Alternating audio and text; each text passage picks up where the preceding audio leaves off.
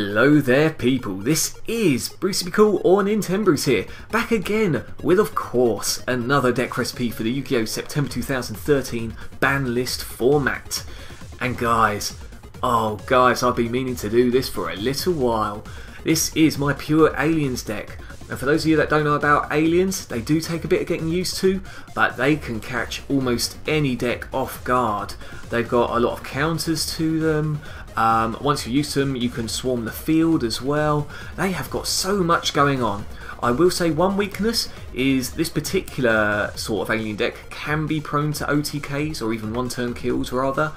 But other than that, like I say, you're going to have a fun time. Whether it be against tier 1 decks or other kind of unique decks, this can have answers to everything. So, without going into the monster spells and traps part yet, I'll make one thing clear which not a lot of people are clear about. A lot of these alien cards which have a text of having a 300 attack and defense drop for the opponent's monster when it battles a monster with the A counter. Because it's all about A counters with aliens usually. What happens is, as the card says, for each A counter the opponent has on that particular monster that's in a battle, it gets a 300 attack and defense drop. So i.e. if there's one monster with this particular effect on and it's battling a monster with 2 A counters, then that monster drops by 600 attack and defense, which is nice, simple multiplication there. But on top of that, a lot of people forget about multiple alien monsters with that effect on the field. So say you've got an alien kid, an alien overlord and an alien warrior on the field. Because they've each got that particular attack and defense drop effect.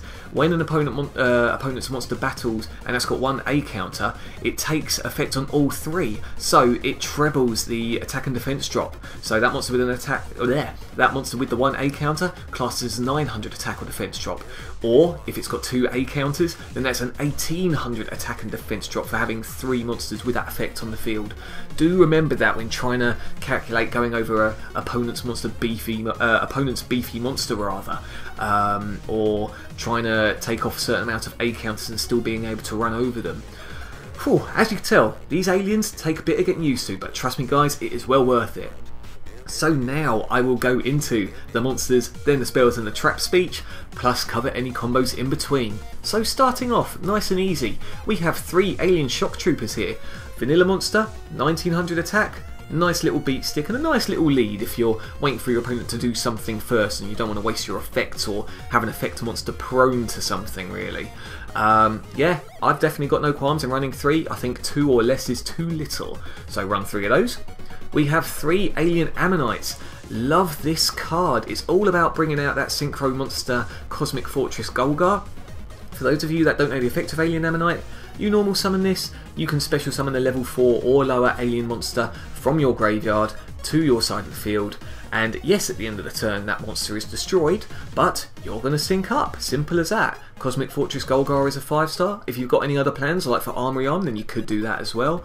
But another thing to remember is the monster you're special summoning can still activate certain effects. What I'm mainly talking about is Alien Telepath, where if the opponent has an A counter, you can quickly use that effect to blow up an opponent's back row card and then sync up for Cosmic Fortress Gol'gar. We'll get into Alien Telepath a bit more in a bit, but remember that, okay? We then have 2 alien dogs. So with this, if you summon out, or rather normal summon out an alien monster, you can freely special summon this from the hand and add 2 A counters to your opponent's monsters. Well, only 2 A counters. Don't think that's 2 A counters each. That'd be absolutely ridiculous. Otherwise I'd run 3 of these. So yeah, very, very nice. Bear in mind this doesn't have the attack and defense drop though. We have 2 alien greys. It does have the attack and defense drop, but it's not going to be on the field for long, as you can tell by its attack and defense. It is mainly there as a filler really, i.e. you've played Pot of Duality, you've got nothing else you can do. Set this, and when it's flipped face up, you can put an A counter on any one of your opponent's monsters, and on top of that, when it's destroyed by battle, you then draw a card. So yes, it might seem kind of useless, but trust me, that A counter and the extra draw is quite nice. 2 is definitely enough. We then have 1 alien kid. You could even swap around one of the Alien Greys for another Alien Kid, but I find Alien Kid isn't used that much. It's almost like it's there for death fodder. But against those special summoning decks, once you find out, you can side in a few more Alien Kids, obviously. But its effect, place an aid counter on all monsters your opponent controls that are special summoned. Simple as, doesn't matter whether it's their turn or your turn. If they special summon a monster, it gets an aid counter. Simple as that. And this does have the attack and defense drop. 3 Alien Overlord. It's definitely not too many at all. Its effect is, well, when it's out on the field and face up, you place an aid counter on each of your opponent's monsters once per turn. Amazing effect if this sticks around for more than one turn. Yes, you might think that 2200 attack isn't much, but remember, it's got that attack and defense drop, and once you've got an aid counter and everything, it's almost like this is a 2500 attacker beat stick. So do bear that in mind, and on top of that, if you've got 2 aid counters on the field, you could just simply special summon this out on the field by removing those 2 aid counters from anywhere at all on the field. Downsides, you can't have more than one of these face up on the field at a time. Doesn't matter, it's, you know, this is a beast of a card, and more than likely you want to have one at a time anyway, because you don't want to waste all your Alien Overlords. We then have 2 Alien Telepaths. 3 is a bit too many, I think, because its effect can be quite specific rather. So its effect, remove an aid counter from an opponent's monster, and then you can destroy a spell or trap card on the field. So the effect is very nice, but bearing in mind it can't be an aid counter from your monster or from any spell or trap cards that are out on the field, things like that. So that's what I mean about the whole specific thing, but it's nice, and it's got the attack and defense drop as well. We then have 3 Alien Warriors. I've definitely got no qualms in running 3 at all. Its effect, when it's destroyed by battle, that monster that destroys it gains 2 aid counters. So remember, those 2 aid counters can be used for Alien Overlord. It could also be used for Code 8 Ancient Ruins, which I'll show you in a sec as well. And on top of that, 1800 attack with the 300 attack and defense drop is quite tasty indeed. So yeah, definitely run 3 of those. And we've got 1 Oshaleon, however you pronounce it, Oshaleon, whatever. Its effect, when it's destroyed by battle, you can add a reptile type monster with 500 attack or less from your deck to your hand. So that would either be Alien Grey or preferably Alien Ammonite. But I only run 1 of these because you've got enough searching materials as it is, really. And it's still reptile, so with Solidarity it's going to go up to 2200 attack, and on top of that your opponent cannot select a monster other than Oshaleon as an attack target, so that can be handy occasionally. So yeah, run 1 of those. I mean, look at it, he's multicoloured, he's got stars on him, he's got his tongue sticking out, you know, how can he not make it into the deck? Going into spells now, Code 8 Ancient Ruins. Love this card. Each time a face-up alien monster or monsters is destroyed, place 1 aid counter on this card. So that part means that if your opponent activates something like Torrential Tribute, or if you activate Torrential Tribute and you're blowing up more than 1 alien monster at the same time, you still only get the 1 aid counter, so bear that in mind. On top of that then, once per turn, you can remove 2 aid counters from anywhere on the field to special summon any alien monster from your graveyard. So whether that be Alien Overlord or Shocktrooper or even Alien Ammonite again, the choices are endless. Well, I say endless, it's 19 monsters, whatever. But yeah, very, very nice card. Plus it's a continuous one, which I'll explain about continuous cards in a sec with Cosmic Fortress Gol'gar. Then got a Dark Hole. 2 pop dualities. Yes, there's a bit of special summoning here, but like I say, you've got fillers, i.e. Alien Shocktrooper or Alien Grey. 3 Solidarities. This really beefs them up. You guys should know this by now. 800 attack for as long as there's a reptile type monster in the graveyard each, and it's continuous. 2 Swords of Revealing Light. Not many people play this anymore, but it classes as continuous for the effect we need, and it stops your opponent attacking, which is obviously nice. Going into traps, we've got 1 Alien Brain. It is a very, very nice card, but I kind of find it a little situational. And I say situational, it definitely surprises your opponent, and it makes them think twice about attacking to a degree. So Alien Brain, you can only activate it when a reptile type monster is destroyed by battle with an opponent's attacking monster, and all you do, you take control of the opponent's monster that destroyed it. Brilliant. So whether it's well, just any monster. Why am I trying to give you an example? It's lovely. Run 1 of these. 2 Call of the Haunted. Very, very nice to kind of stop an OTK or to surprise an opponent.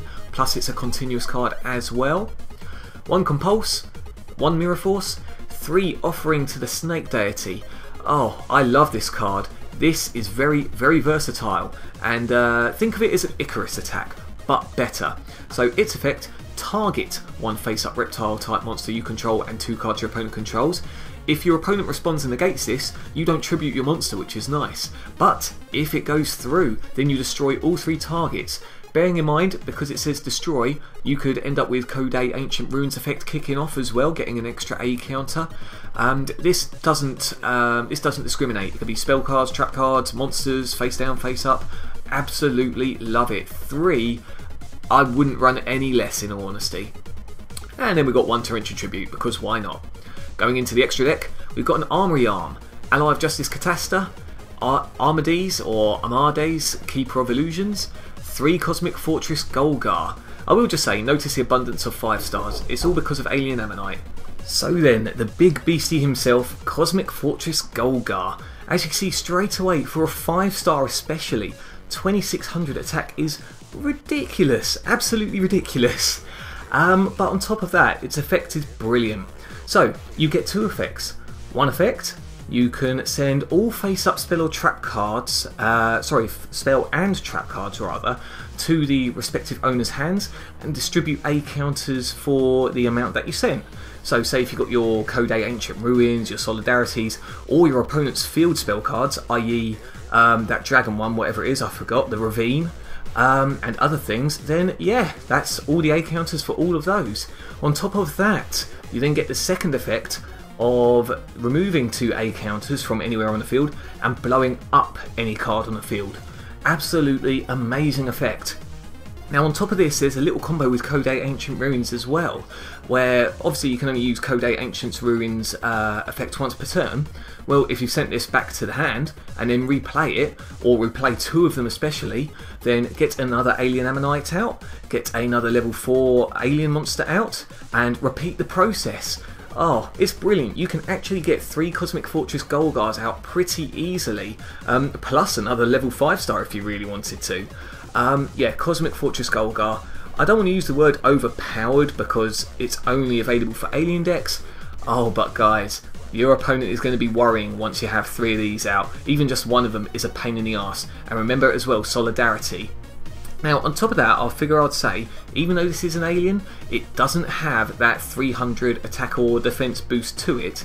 And on top of that, it's not really classed as an alien because it's not in the name, so you don't get Code A Ancient Ruins effect or, you know, things specific like that. So, just be wary of that.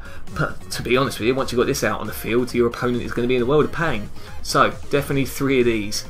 Some of this is debatable, like I run 2 Psyche Conductor Behemoths, or Behemoths, however you pronounce it anyway. We've also got a Blackrose Dragon, Stardust Dragon, Mist Wurm as well. Bear in mind, it is possible to take control of your opponent's monster with Alien Brain, and in the side deck we've got things like Mind Control and another Alien Brain as well. So it is quite possible to be sinking for this level of stars on top of whatever else is out on the field anyway.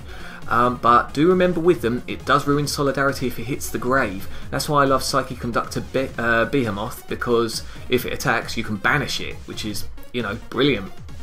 Going into the XYZ monsters, without shadow of a doubt, King of the Feral Imps has to be in here. Sorry, bit of a burp there, I do apologise. That's just how excited I am. So King of the Feral Imps effect, detach 1 XYZ material from the card and you can add any reptile type monster from your deck to your hand. So whether it's Alien Ammonite, Alien Overlord, Oshaleon if you really want. But yeah, it's a very, very nice card to have. Yes, you can only activate the effects once per turn, but that's all you need to search for Alien Ammonite. And on top of that, 2300 attack isn't too bad. With Solidarity, it is a problem for your opponent. And then this one can essentially be any level 4-star monster you like. I wanted to try and squeeze one more in. I mean, technically you can get rid of a Psyche Conductor Behemoth if you like. I've decided to choose Blackship of Khorne though to blow up any monster that is being really stally for some bizarre reason. You could go for Utopia if you like. Utopia is fine enough. And to be honest with you, I might even flick back to Utopia because you've got a lot of destruction as it is. But yeah, number 50, Blackship of Khorne. Why not, eh? Going to the side deck, If you know your opponent can't get rid of A counters easily, you might as well run an Alien Hypno or Alien Telepath, as you can see the card says there. Its effect, yes, it is a Gemini monster, but once you do get to normal summon it again, then you can take control of any monster that has an A counter on it.